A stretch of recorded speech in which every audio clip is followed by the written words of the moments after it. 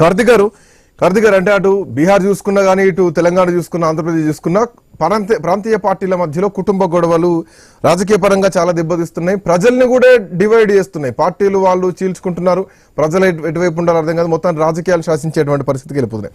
Coming to Samajwadi పార్టీలో కూడా ఇట్లాంటిదే జరిగింది. ఉత్తరప్రదేశ్ లో ములాయం సింగ్, అఖిలేష్ యాదవ్, శివపాల్ యాదవ్ మధ్యలో 2016-17లో కూడా సమాజ్వాదీ పార్టీలో ఒక పెద్ద యుద్ధమే జరిగిందని చెప్పాలి. పార్టీ కోసం మేనమావకు, తండ్రికి, కొడుకు ఇవరి ఫైనల్ గా ములాయం పేరున్నా గానీ పార్టీపై నియంత్రణ మొత్తం కూడా అఖిలేష్ యాదవ్కే వచ్చింది. సో ఇట్లాంటి కుటుంబ గొడవలు వస్తున్నప్పుడు తల్లిదండ్రులు అంటే ఆ తండ్రి పాత్రలో ఉన్న వాళ్ళు ఎవరు కూడా సామాన్యులు కాదు, ముఖ్యమంత్రులుగా చేసిన వాళ్ళే. కమింగ్ టు లాలూ ప్రసాద్ విషయానికి వస్తే ఇద్దరున్నారు ముఖ్యమంత్రులుగా చేసిన వాళ్ళు. సో ఈ కుటుంబ పంచాయతీలను ఎందుకు సర్దు మణిగించుకోలేకపోతున్నారు? తేజ్ ప్రతాప్, తేజస్వి యాదవ్ కు ఎన్నికల ముందే గొడవలు జరగడం, సో కుమారులిద్దరును లాలూ ప్రసాద్ సెటిల్ చేసుకోకపోవడం, ఆయన కొత్త పార్టీ పెట్టడం, ఒక కుటుంబంలోంచి ఒక కొత్త పార్టీ వస్తుందంటే ఆ కుటుంబ పెద్ద చరిత్రతోనే ఆయన ఫోటో పెట్టుకునే రాజకీయం చేస్తారు. ఈవెన్ కమింగ్ టు తెలంగాణ విషయంలోకి వస్తే కవిత మా నాన్న అంటుంది తప్ప ఆమె పూర్తిగా కేసీఆర్ ను విభేదించట్లేదు. రాజకీయాల్లోకి వెళ్తుంది, నాన్న ఫోటో పెట్టుకొని వెళ్తా, లేదంటే ఇప్పటివరకు అయితే నాన్నను విభేదించి మాత్రం పోవట్లేదు. సో తండ్రి స్థానంలో ఉన్న వాళ్ళు సర్దు మణిగించుకోలేకపోతున్నారు.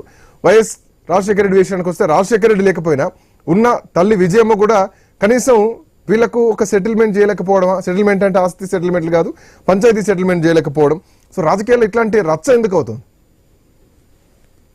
మీరు ఇంతకుముందు ఇంట్రోలో చాలా విషయాలు చెప్పారు శ్రీకాంత్ గారు. అలానే కోటేశ్వరరావు గారు కూడా చాలా చక్కటి విషయాలు చెప్పే ప్రయత్నం చేశారు.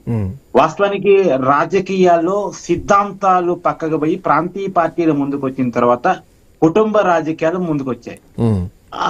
అదే క్రమంలో రాజకీయాలు డబ్బుతో మిళితం అయిపోయినాయి. అంటే డబ్బుకి మిళితం కావటంలో ప్రాంతీయ పార్టీలు, జాతీయ పార్టీలు అనేటువంటి భేదాభిప్రాయం నాకు లేదు. కానీ మాకు సిద్ధాంతాలు పక్కకు పోయినాయి. ప్రత్యేకించి ప్రాంతీయ పార్టీలు ఏమో వ్యక్తి బేస్ మీద, కుటుంబం బేస్ మీద మాత్రమే ఉన్నాయి. ఇప్పుడు ఎగ్జాంపుల్ బీఆర్ఎస్ ఉంది, కేసీఆర్ బేస్ మీద మాత్రమే ఉంటది. అదే జగన్ పార్టీ, వైసీపీ పార్టీ ఉంది, జగన్ పేస్ మీద మాత్రమే ఉంటది. టీడీపీ ఉంది, చంద్రబాబు నాయుడు పేస్ మీద మాత్రం ఉంటది.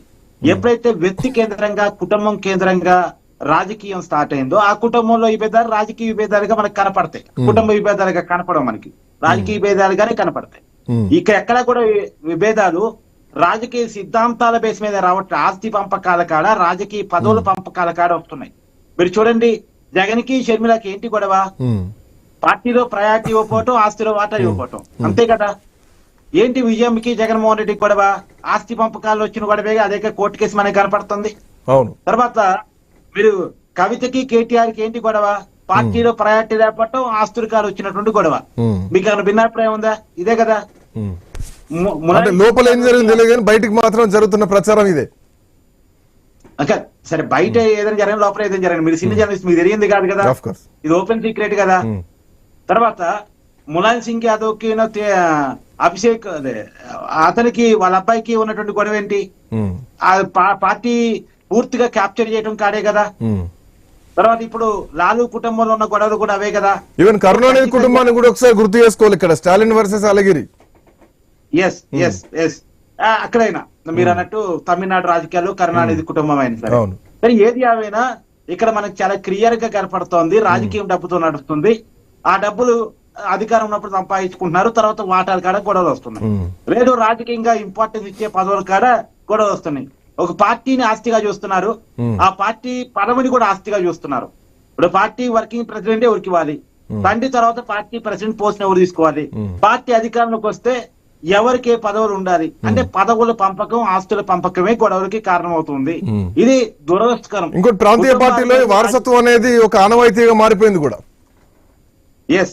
అదే కుటుంబ రాజకీయాలు బంద్ కావాలి. నేను మీ డిబేట్ లోనే గతంలో జూబ్లీహిల్స్ ఉప ఎన్నిక స్టార్ట్ అవుతున్నప్పుడు మాగంటి సునీతకి బీఆర్ఎస్ టికెట్ ఇచ్చినప్పుడు కూడా ఇదే విషయాన్ని ప్రస్తావించారు.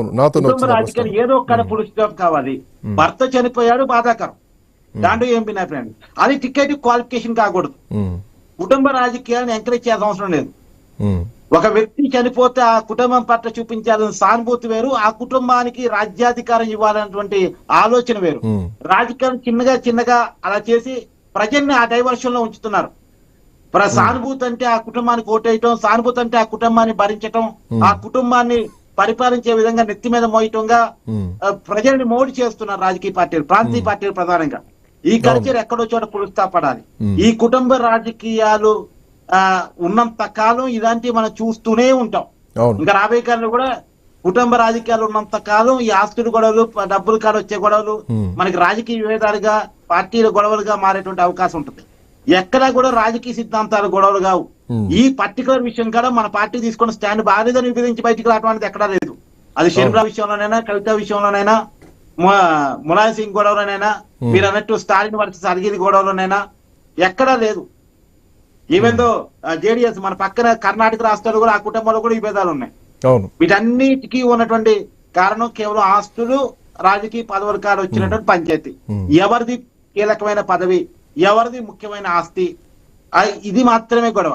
అంటే ఒకటి, కుటుంబాల చుట్టూ రాజకీయాలు నడవటం అనేది బంద్ కావాలి, వ్యక్తి కేంద్రంగా రాజకీయాలు నడవటం అనేది బంద్ కావాలి, డబ్బులతో రాజకీయాలు నడవటం అనేది బంద్ కావాలి. ఇంకోటన్నా ఈ విషయంలో ఈ సందర్భం వచ్చింది గారు చెప్తున్నాను, రాజకీయాల్లో డబ్బుని గనక కట్ చేయకపోతే మనం తీవ్రమైన ప్రమాదంలో పడతా ఉన్నాం. ఇప్పుడు రాజకీయ పార్టీలు ఏ స్థాయికి వచ్చాయంటే డబ్బులు తీసుకోండి, మీ ఇష్టం వచ్చిన వాళ్ళు కోటేయండి అన్న కాడికి పోయినాయి. కానీ ఇది ఎంత ప్రమాదకరమైన కల్చర్ అంటే రేపు రాబోయే కాలంలో డబ్బులు ఉన్నవాడు మాత్రమే ఎన్నికల్లో పోటీ చేయగలడు. మీరు సీనియర్ జర్నలిస్టు, ఒకవేళ సమాజం మీద మంచి ఉద్దేశంతో రాజకీయాల్లో పోయి ఎన్నికల్లో పోటీ చేయాలంటే పోటీ చేయలేరు శ్రీకాంత్ అన్న. లేదు అంటే ఇప్పుడు వాస్తవానికి దేశంలో ఆ పరిస్థితి లేదు కూడా. ఎందుకంటే ముందే రాజకీయ పార్టీలు టికెట్ ఇచ్చే ముందు ఎంత ఖర్చు పెట్టుకుంటామని అడిగి టికెట్ ఇస్తున్నాయి. ఎంత ఖర్చు పెట్టుకుంటామని టికెట్ ఇచ్చే రోజులు వచ్చాయి అంటే ఎంత ప్రమాదకరమైన పరిస్థితుల్లో మనం ఉన్నాం. నిజానికి ఇదే తెలంగాణ ఘట్టం. తెలంగాణ మొన్న ఆర్జేడీలో కూడా చాలా టికెట్లు అమ్ముకున్నారు, గెలుస్తాం అన్నటువంటి ధీమాతోటి అందరూ ఎక్కువ డబ్బులు ఇచ్చి టికెట్లు తీసుకున్నారు. కానీ అందరూ ఓడిపోయారు. ఇప్పుడు అది కూడా తిరగబడుతున్నారు అన్న వాదన కూడా నేషనల్ మీడియాలో బాగా జోరుగా నడుస్తుంది కూడా. కావచ్చు, మీరు అన్నది కూడా కావచ్చు. ఇక్కడ మన తెలంగాణ గట్ట మీద తెలంగాణ సాయుధ రైతాంగ పోరాటం చేసి భూమిని ప్రజలకు పంచాం. అంటే పెద్దల చేతుల్లో నుంచి సామాన్యుల చేతుల్లోకి రావాలని ప్రయత్నం చేశాం. టీడీపీ పార్టీ పెట్టిన తర్వాత చాలా మంది చిన్న వాళ్ళని రాజకీయాల్లోకి అలవాటు చేశాం. ప్రజల్ని రాజకీయాల్లోకి రప్పించాలనేటువంటి ప్రయత్నం విపరీతంగా జరిగింది. మళ్ళా తీసుకుపోయి పెత్తనాన్ని, అధికారాన్ని తీసిపోయి డబ్బులున్నోడి చేతుల్లో పెడితే వాడు ఎవడన్నా కావచ్చు, డబ్బులు పెట్టు, డబ్బుల కోసం పనిచేస్తాడు, జనం కోసం ఎందుకు పనిచేస్తాడు, సమాజం కోసం ఎందుకు పనిచేస్తాడు, లాజిక్ ఆలోచించుకోలేకపోతున్నాము. మరి వాడు పంచేటప్పుడు ఏమన్నా వాడి పంచేటప్పుడు ఏమన్నా జనాన్ని బాగు చేస్తాయి అంటే వాడు ఇచ్చే 1500-2000తో ఏ పనికి వస్తాయి? 1500-2000 కోసం 3 సంవత్సరాలు 5 సంవత్సరాలు ఎమ్మెల్యే ఎన్నుకొని మన నెత్తిన మీద పెట్టుకొని రాజకీయాన్ని, అసెంబ్లీని, చట్టసభని డబ్బులున్నోరు కమ్మి చేస్తున్నాం. ఆ డబ్బులు ఇలాంటి గొడవలు క్రియేట్ చేస్తున్నాయి, కుటుంబాల్లో కూడా విభేదాలు క్రియేట్ చేస్తున్నాయి. మానవ సంబంధాలు లేవు, మాకు చెప్పినట్టు మానవ సంబంధాలు లేవు, అన్ని ఆర్థిక